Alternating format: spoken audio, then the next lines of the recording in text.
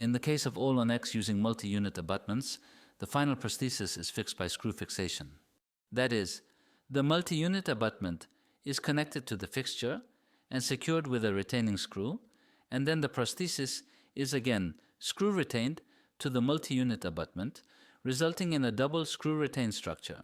Of course, in the case of SLOC implants, the fixture and the multi-unit abutment can be connected by a locking taper without screws, and only the final prosthesis is screw-retained. These two connection methods each have advantages and disadvantages. The disadvantage of a double screw-retained structure is the possibility of abutment screw loosening. But when excessive occlusal force is applied, prosthesis screw loosening occurs first, so I consider it a safer design. Fixing the MUA to the fixture with a locking taper and retaining the prosthesis only with a prosthetic screw provides excellent abutment connection stability, but the disadvantage is that occlusal forces are concentrated on the prosthetic screw. Ultimately, when using stock abutments or custom abutments, cement retention is mainly used, whereas screw fixation is used when employing MUAs. Even when using stock or custom abutments, the SCRP method allows the combined use of cement retention and screw fixation. In this patient's case, the MUA was connected to the fixture via locking taper fixation, and mandibular AllonX treatment was performed with a screw-retained prosthesis, while a maxillary full denture was provided to complete full mouth rehabilitation. If you look here, this case has been followed up for nearly 10 years, less than 20 years, but more than a decade. I clearly remember this patient. I remember most of the follow-up process from the first visit until now. She is a female patient. When a hybrid-type, fully bony anchored prosthesis is used for more than 10 years, the denture teeth wear down like this. As you can see, the artificial resin teeth have worn due to more than 10 years of mastication. Wear of artificial teeth indicates a reduction in occlusal vertical dimension and mandibular displacement. And this is a screw-retained AllonX. At that time, short bike and implants were placed. I connected the multi-unit abutments I fabricated to the implant fixtures using locking taper fixation and treated the case with a fully bony anchored prosthesis. AllonX was performed based on the concept of a fully bony anchored prosthesis. In other words, full mouth rehabilitation was done as an Allon 10 case. However, the resin teeth around the retaining screw access holes in the AllonX prosthesis kept fracturing, which became problematic. That's because retaining screw access holes were made through the resin artificial teeth. These holes were created to fix the prosthesis with cap screws of the multi-unit abutment. For anterior teeth, the retaining screw must not emerge on the labial side for aesthetic reasons, so the implant fixtures must be placed correctly. The implant fixtures in the anterior region must be placed so that the screw access holes emerge on the lingual side. If the crestal module of the fixture is oriented toward the labial side, an angled multi-unit abutment should be used to redirect the retaining screw toward the lingual side. So now the question is, what type of AllonX prosthetic restoration do you want to perform? Zirconia restorations are advantageous because they do not wear or discolor. Recently, posterior implant restorations are sometimes fabricated entirely in metal. That is, even when AllonX is fabricated in zirconia, posterior teeth may be capped with metal to prevent zirconia chipping around the retaining screw holes. During fabrication of the AllonX metal framework, posterior teeth are shaped anatomically with screw access holes, while anterior and premolar regions are fabricated in zirconia or porcelain. For aesthetics, the screw access holes in the anterior and premolar regions must emerge on the lingual side. If a resin-based AllonX prosthesis is fabricated, metal capping on the occlusal surfaces of the artificial teeth can reduce fracture and wear around the screw access holes. Ultimately, many problems arise because of screw access holes. Unless there is a specific reason to prefer a screw-retained prosthesis, cement-retained prostheses can eliminate retaining screw access holes. This is how AllonX treatment should be properly planned and performed. So the hybrid AllonX prosthesis was remade in zirconia. Instead of screw fixation, implant full mouth rehabilitation was redone using cement retention. The maxillary full denture also had to be remade to match the mandibular implant full mouth prosthesis. Redoing only one side of the prosthesis is meaningless because occlusion is determined by the opposing dentition. In other words, occlusal collapse caused by mandibular displacement and reduced vertical dimension is treated with new prostheses. Simply put, implant full mouth rehabilitation is performed by establishing a new occlusal vertical dimension and mandibular position. If you look at the fixture in the right second molar area, the implant had complications and had to be replaced. The additional premolar implant was successful, but the second molar area appears to show mandibular nerve injury. In reality, there was about 20-30% sensory loss. Before placing a new implant, the patient must be informed. That is, under the concept of informed consent, the treatment process, potential benefits, and risks must be thoroughly explained, and implant treatment must proceed with the patient's consent. Implant surgery should be performed with the assumption that there is more than a 50% possibility of mandibular nerve injury. Of course, performing AllonX treatment using only the remaining fixtures without additional implant placement would carry an unacceptably high failure rate. Alternatively, fixed prostheses could be placed on the remaining fixtures, and the right mandible could be treated with an implant-assisted partial denture. After thoroughly explaining all possible treatment options and limitations, implant placement and new AllonX treatment were decided upon with patient consent. Initially, this patient experienced about 40-50% sensory loss, but with continued follow-up, the sensory loss decreased to around 20-30%. Nevertheless, the patient did experience some difficulties during follow-up. However, since everything was explained beforehand, it was not a problem. If you look at the left side, the fixture appears to encroach upon the mandibular canal, but this side was fine. No mandibular nerve injury occurred. Thus, AllonX treatment was performed with the patient's informed consent. So ultimately, if you analyze this logically, the key question is whether to fix AllonX using cement retention or to use screw fixation. And depending on that decision, the prosthetic material also becomes important. If a hybrid type fully bony anchored prosthesis using a metal framework and resin base is fabricated, metal occlusion can also be used. Or the prosthesis can be fabricated entirely in zirconia. Alternatively, a hybrid prosthesis can be made using resin teeth combined with a metal framework connected to implant fixtures or multi-unit abutments. When digital laboratory techniques are used, zirconia prostheses are most commonly fabricated. Another method involves fabricating a milled bar and cementing a zirconia prosthesis onto it. There are two main methods for fabricating AllonX prostheses. The first method is fixing the prosthesis to the multi-unit abutment with retaining screws. The second method is fabricating an I-bar and fixing it directly to the multi-unit abutment or fixture, then creating housings within the prosthesis to fabricate a removable prosthesis. This second method is similar to using ball attachments or I-bars with removable overdentures. However, in this implant prosthesis, multi-unit abutments are used, and the overdenture can be fabricated in zirconia and cemented to the I-bar. Of course, the zirconia prosthesis can be cemented to the I-bar as a single unit, and then fixed to the multi-unit abutment using cap screws through the retaining screw access holes. That is, an I-bar compatible with the multi-unit abutment is fabricated, an I-bar housing is created within the final zirconia prosthesis, and a cap screw access hole is formed. Because multi-unit abutments are used rather than fixture-level I-bars, precise prosthetic restoration becomes easier. Additionally, angled multi-unit abutments can be used, allowing aesthetically favorable positioning of the retaining screw access holes. In other words, the I-bar and its housing within the prosthesis are cemented together, and the prosthesis can be fabricated as a screw-retained restoration via the retaining screw access hole. In particular, fabricating the implant prosthesis in zirconia and the I-bar in titanium can reduce the overall prosthesis weight. And when the implant prosthesis is fabricated as a hybrid type, an even lighter prosthesis can be achieved. Ultimately, this is equivalent to fabricating a framework on the multi-unit abutment and performing hybrid-type prosthetic restoration on top. Another approach is fabricating a zirconia implant prosthesis, cementing a cap abutment that connects to the multi-unit abutment, and then fixing it to the multi-unit abutment with screw fixation, producing the final implant prosthesis. If fixture placement angulation permits, screw-retained AllonX treatment with cemented I-bars and final prostheses can also be performed at the fixture level. Ultimately, the SCRP concept is one of the best ways to compensate for laboratory tolerances intraorally. And if you think carefully, durable materials must ultimately be used.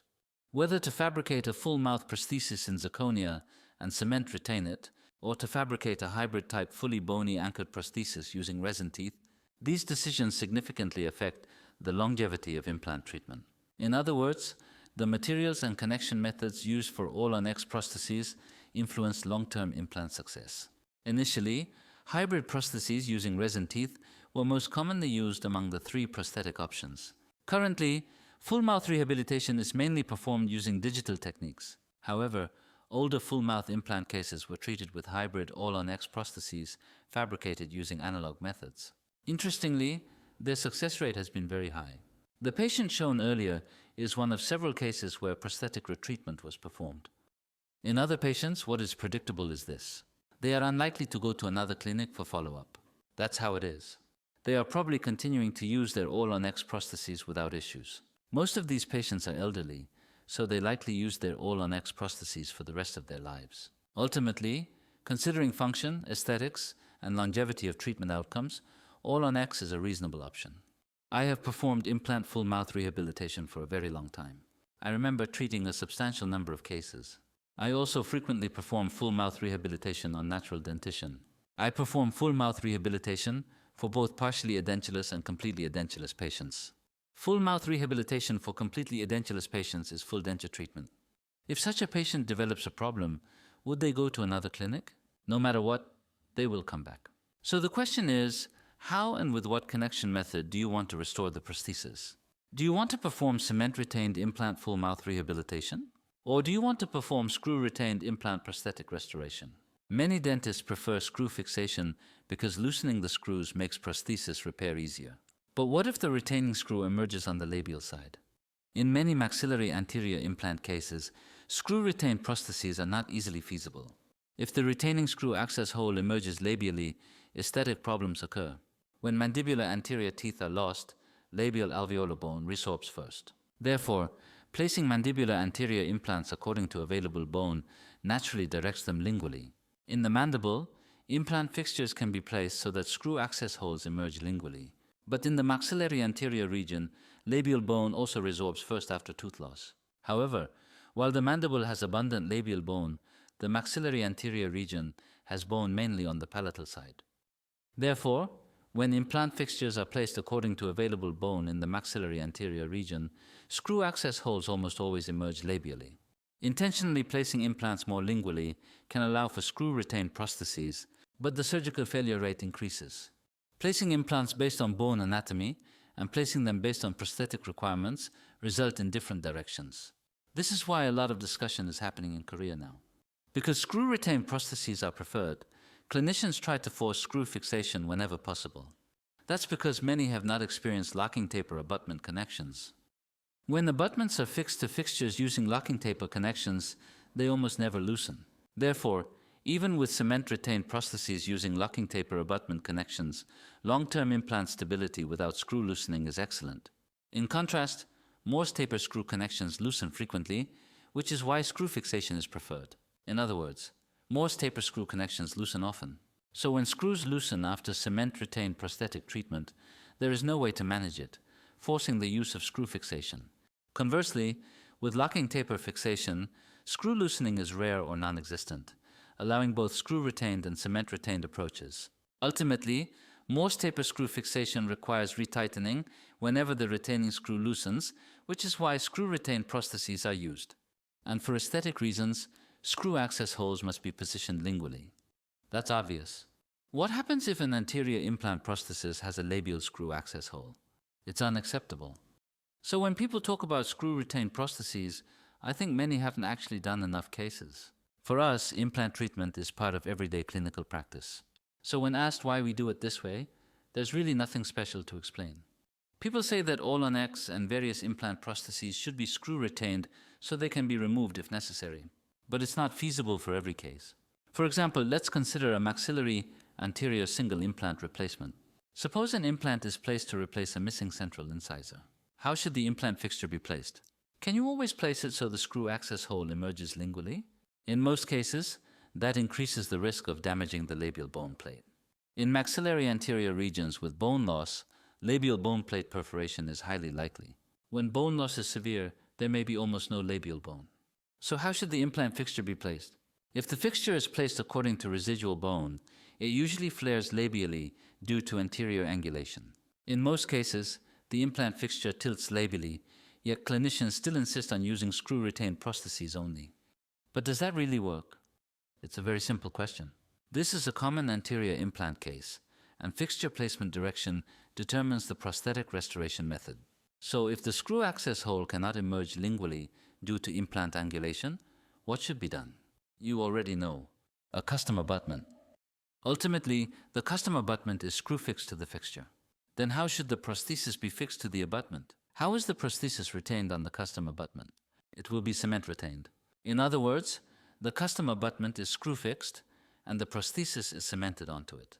However, some attempt to force screw retention by using fixtures with angled crestal modules. Another method is forming an angled screw channel on the lingual side and tightening the screw with an angled screwdriver. Because angled screw channels allow correction of up to about 20-25 degrees, fixtures exceeding this angulation require cement-retained prostheses. This follows the same principle as forming angled screw channels in T-base open-type restorations.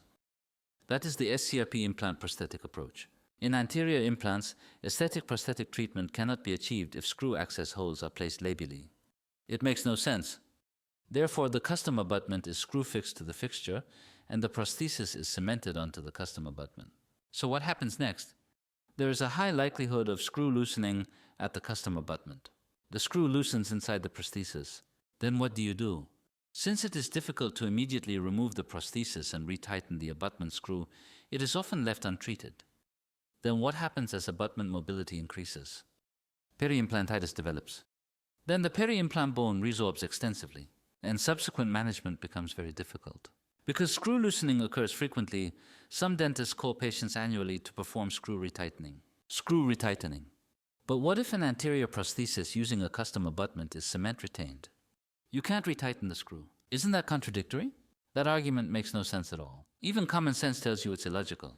That's why locking taper abutment connections are critical in implant treatment for me. I simply cannot abandon locking taper abutment connections.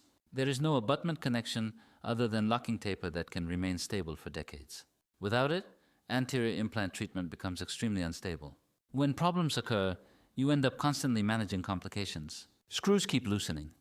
If the prosthesis is cemented onto a custom abutment, you are forced to remove the prosthesis. You can't retighten the retaining screw, and even if you retighten it, it will loosen again. If a loosened retaining screw is left untreated, extensive peri-implant bone loss occurs, making management impossible. That's why the screw and cement retained prosthesis concept was developed, but it cannot be applied to anterior implants. In posterior implant prosthetics, SCRP can be used with periodic screw retightening, or temporary cementation can allow prosthesis removal and screw retightening of custom or stock abutments. But eventually patients leave that clinic. In full mouth rehabilitation, however, patients cannot leave. No clinic wants to accept patients with such complex problems. So ultimately, they return to the clinic where treatment was originally performed. That's how it ends up. That's why you need to carefully consider the prosthetic materials and fixation methods. Clinically, this is extremely important. As I've said repeatedly, the next question is whether to make the entire prosthesis fixed, or to reduce treatment risk by combining fixed implant restorations with removable dentures. That's why implant-supported removable partial dentures are necessary. It is also a wise option to provide a maxillary full denture and a mandibular implant-assisted partial denture. Especially in posterior mandibular implant treatment, clinicians are very concerned about mandibular nerve injury. If mandibular nerve injury occurs, it becomes a serious issue with the patient. And if litigation occurs, dentists rarely win. They often have to settle with substantial compensation. If the lingual nerve is damaged, compensation tends to be even higher. When nerve injury is anticipated, we explain it up front and proceed with implant treatment only with patient consent. Nerve injury due to surgical error and surgical complications are entirely different concepts.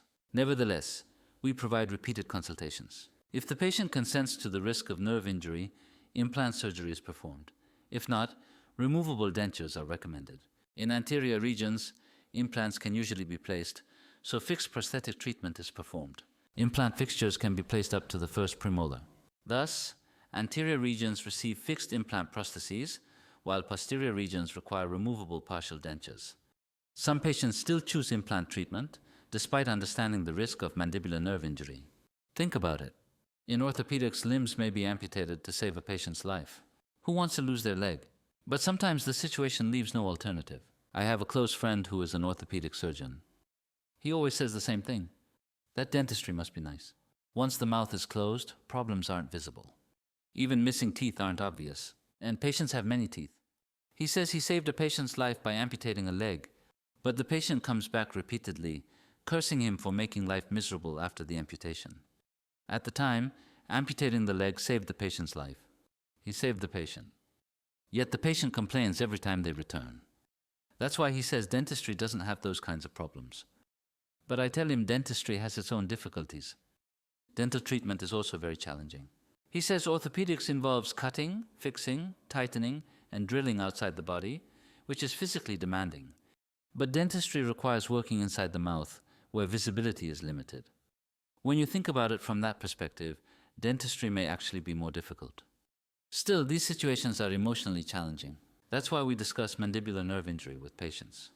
And we ask whether they would accept sensory nerve injury.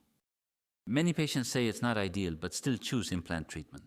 For example, consider a patient with a fixed mandibular implant prosthesis. The maxilla has a removable full denture, but the posterior mandibular implant fails and must be removed. After 15 years of implant function, patients usually accept complications without resistance. They consent to additional treatment, but ask about the risk of mandibular nerve injury. If they accept that risk, we place a new implant. If they do not, we use the remaining fixed implant prosthesis to fabricate an implant-assisted partial denture. That's how we explain it. The decision about treatment direction is not my issue. It's the patient's decision. I can't take responsibility for every outcome alone.